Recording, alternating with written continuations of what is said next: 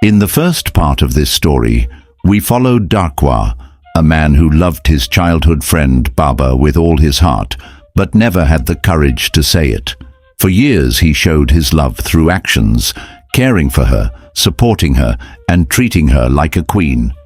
Yet he kept his feelings buried deep inside. Tired of waiting for words that never came, Baaba accepted a proposal from Bempa, Darkwah's best friend, who boldly expressed what Darkwah could not. Heartbroken and helpless, Darkwah watched their relationship blossom until the unimaginable happened. Bempa asked him to be his best man. Swallowing his pain, Darkwah agreed. On the wedding day, as the pastor prepared to bless their union, he opened the ring box in front of the entire church. And to everyone's shock, the rings were nowhere to be found. Confusion filled the church of Pentecost auditorium. The ring-bearer insisted he place them in the box that very morning, but now the rings had mysteriously vanished. Was it an accident, a bad omen, or the unseen hand of fate? Now, the story continues. Darkwah, standing as the best man, was more worried than anyone. His heart beat faster than drums at a festival. He searched frantically, under the chairs, behind the pulpit, through his suit pockets, and even the bride and groom dressing rooms. He left the church with some friends and rushed to Bempa's house, hoping the rings might have been left behind. But they searched everywhere, to no avail. He felt an overwhelming sadness, not just for Bempa, but for Baaba too. Though he had lost her, he had never wished for this. Despite all his pain and heartbreak, he wanted their day to go smoothly. This humiliation was too much. Back at the church, Baaba sat quietly in the bride's room, her eyes filled with tears. Bempa, clearly shaken, held her hand and whispered, "I'm so sorry, my love." But he too was drenched in shame. What was supposed to be the happiest day of their lives had turned into a scene of confusion and disgrace. And then Darkwah returned. He walked in slowly, his face calm but heavy with emotion. Kneeling beside them, he placed his hand gently on Bempa's shoulder. "I'm sorry, bro," he said softly. "I searched everywhere, but we'll find a way. Don't give up." To Baaba he said nothing, but his eyes spoke volumes. Behind his usual smile was the quiet strength of a man still nursing a wound, yet choosing compassion over resentment. Despite the chaos, Darkwah stood by them, offering support, not as the jilted lover, but as the friend they both once knew. But the mystery of the missing rings lingered like a ghost in the room. With tension thick in the air and the ceremony hanging on the edge of collapse, the families from both Baaba and Bempa's sides quickly huddled together. The elders, visibly distressed, approached the pastor with humility and pleading hearts.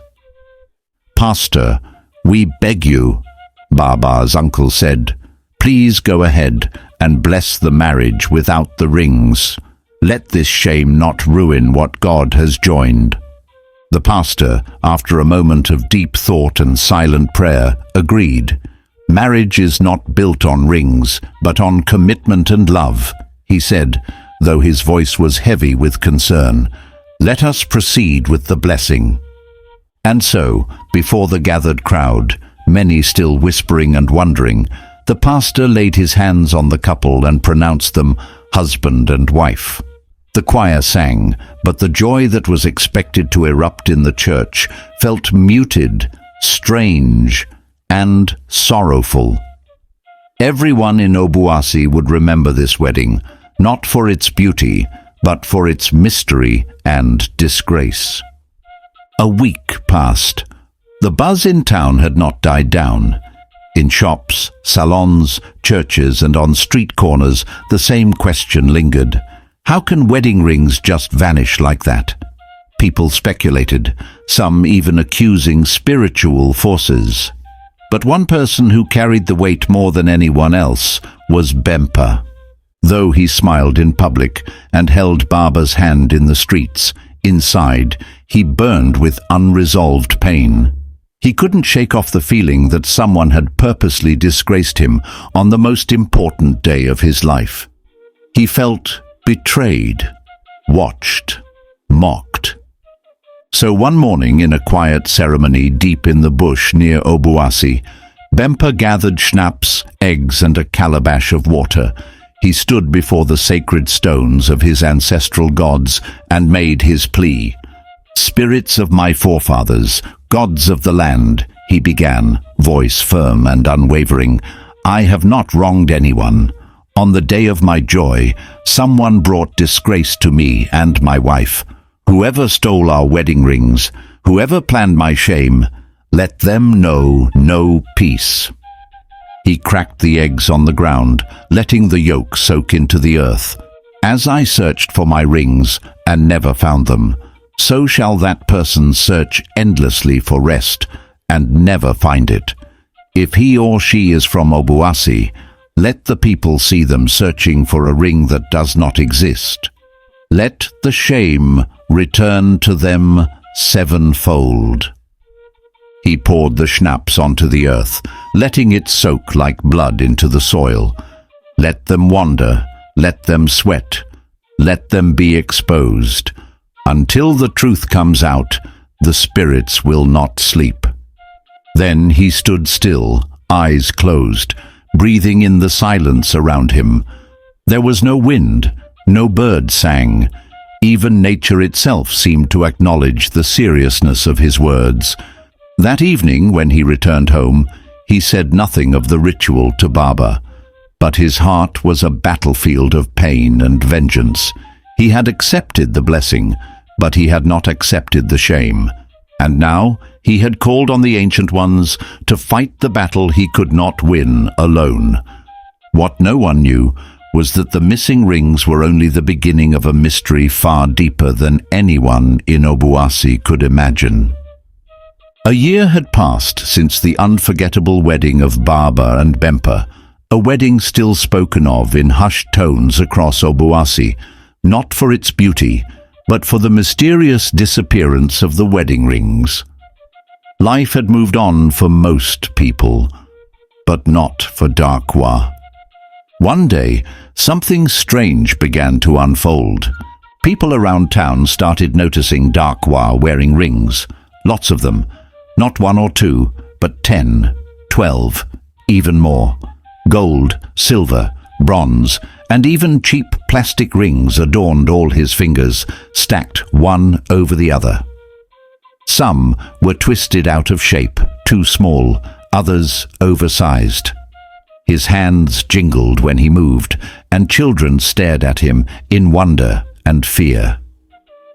"Darko, why so many rings?" someone asked at the market. He'd smile faintly and reply, "I'm looking for the real one. When I find it, I'll throw the fake ones away." People laughed at first, thinking he was just joking or perhaps trying a new fashion trend. But it soon became evident something was deeply wrong. He began forcing small rings, tiny ones, onto his already full fingers. Some were so tight they cut off circulation. His fingers swelled grotesquely, the skin turning purple and raw. It was painful to look at, but Darkwah refused any help. He wouldn't allow anyone to touch him or remove them. "I'll find it. I'll know when I see it," he'd mutter, eyes wild and distant. Bempa, now living quietly with Baaba, began to notice the troubling change in his once vibrant best friend. He watched him from afar, deeply disturbed by Darkwah's descent. He had no idea what could have triggered such madness. Not even he could connect this madness to the missing wedding rings. But that wasn't all. Sometimes at night, Darkwah would wander barefoot through the town, murmuring to himself, turning stones, digging through dust, peering into gutters, and poking through bushes. He often stopped abruptly and stared at the ground, as if he had seen something, but when others looked, there was nothing there. His family grew increasingly worried. The man who was once sharp, reserved and calm had become a shell of himself. He no longer bathed. His hair grew long and wild, his clothes always dusty and torn. He spoke in riddles and often cried without warning. Sometimes he would sit under a tree all day, holding his swollen hands, whispering, "Where are you hiding? Show yourself. I'll know when I see you." Eventually, Bempa, unable to stand by and watch any longer, stepped in. He and members of Darkwah's family carried him, almost by force, to a well-known traditionalist outside Obuasi. The shrine was nestled between two ancient trees, where the air was thick with incense and mystery. Chickens clucked nearby, and the air was heavy with spiritual presence. The fetish priest took one long look at Darkwah and said nothing at first. Then he nodded slowly, his voice gravelly and low. "This man is under something deeper than grief, deeper than madness. The spirit of the ring, it has entered him." Everyone stood still. "What ring?" Bempa asked, heart pounding. The priest's eyes narrowed. "The one that was never placed. The one that vanished. His spirit is tied to it. Until it is found or released, he will search forever." The shrine grew quiet. Even the wind seemed to pause. Darkwah, sitting on the bare earth, stared blankly at the priest, then slowly began twisting another ring onto his bleeding finger, and no one could say a word. The shrine was eerily silent after the fetish priest spoke. His voice, heavy with authority and the weight of the unseen, pierced through the hearts of everyone present like a dagger. He turned to Bempa, eyes steady and unwavering. "You want the truth?" the priest said. "He stole your wedding rings and threw them away out of jealousy, not because he hated you, but because you married the woman he loved, yet never found the courage to propose to. You didn't marry just any woman, Bempa. You married his heart, his soul. He died in silence." Everyone gasped. Darkwah sat there on the floor, head low, fingers trembling, eyes lost in some other world. The priest continued, "You trusted him too much to ever suspect he would do such a thing. But in his pain, he committed the unthinkable, and now, the curse you called upon the thief, unknowingly, was placed on your own brother, your best friend." Bempa fell to his knees. Hot tears streamed down his face. His voice cracked as he cried out, "No, no, this can't be. My own friend?" But it was true. His worst nightmare was not the missing rings, not even the disgrace of the wedding. It was the realization that he had cursed the man who once stood beside him in every moment of life. He had summoned the gods against his own friend, and now the gods had answered, ruthlessly.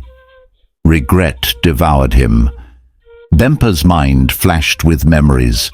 The first time he and Darkwah met in school, how they played football on the dusty streets of Obuasi, their late-night chats under the mango tree, and how Darkwah helped him build his first kiosk.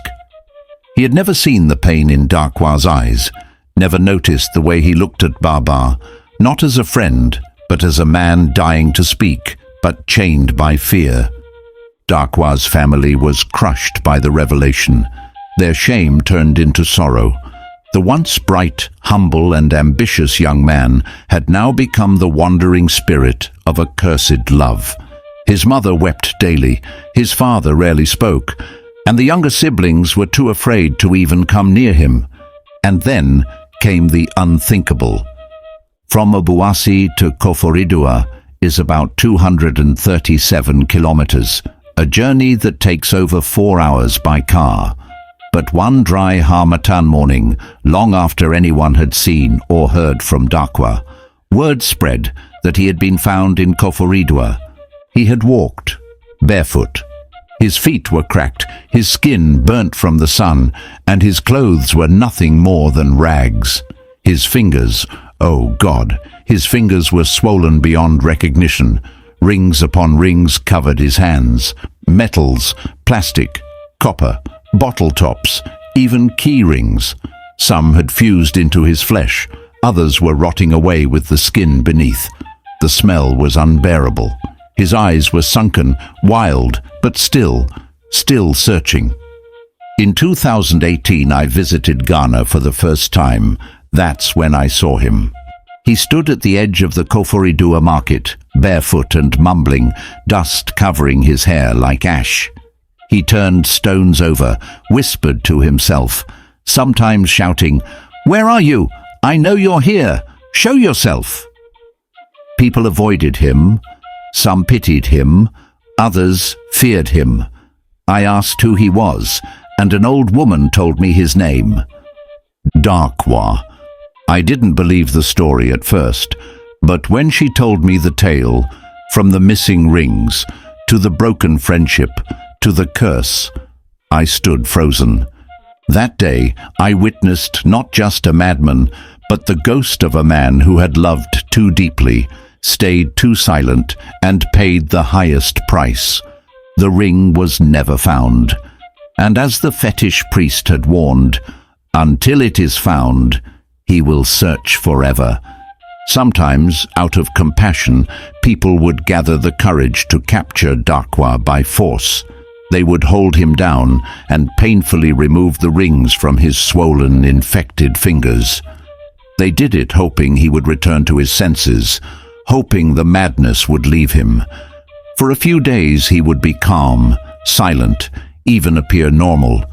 But within a month, he would be seen again, wearing more rings than before. It was as though the spirit that haunted him had made a covenant with him, a covenant sealed not with blood, but with metal, and no one, not family, not friends, not healers, could break it. Then, in 2022, the final chapter of Darkwah's tragic story was written. I was told that he died alone by the roadside in Koforidua. The fever had taken him. His body, weakened from years of torment, grief and rejection, finally gave up. He was found curled up, his hands still covered with rings, his eyes closed, as if still searching, even in death. Let this be a lesson. To the men out there, be bold. If you love a woman, say it. Speak your heart. Holding your feelings in doesn't make you wise. It makes you a prisoner of your own silence. Love unspoken is a flame that will one day consume you from within. To the women, do not fear. If you feel something deep for a man, approach him with grace and courage. Proposing to someone isn't a crime. If they say no, it's not rejection, it's redirection. The police won't arrest you for expressing love. Let us all remember, revenge is a double-edged sword. You may think you're punishing someone else, but you might end up hurting the very ones who matter most to you. Sometimes, the person causing you pain is the one you trust the most. And in anger, we end up cursing, destroying, or losing the very ones we should have forgiven. Forgiveness is powerful. It doesn't mean forgetting. It means choosing peace over poison. It means letting love lead, even when your heart is bleeding. Forgive others not because they always deserve it, but because you deserve peace. Let love lead. Let truth speak. Let grace carry you. And to everyone watching or reading this story, if it touched your heart, please do the following to help us continue sharing stories like this. Type Amen in the comments if you believe in love, forgiveness, and second chances. Subscribe to our channel, Ananse Web of Tales. If you love real stories, folklore, and wisdom from Ghana and Africa, Like this video, comment and share where you're watching from. Tell us your thoughts. Let us know if you've ever had an experience like this. Your interaction helps the YouTube algorithm push this story to more people, so help us by liking, commenting, and subscribing. May your heart never carry pain so deep that it turns to poison. May you love freely, live boldly, and forgive quickly. May the mistakes of others never define your destiny. God bless you. Type Amen if you receive this blessing. We love you. Stay with us on Ananse Web of Tales. Names in the story were changed to suit the audience.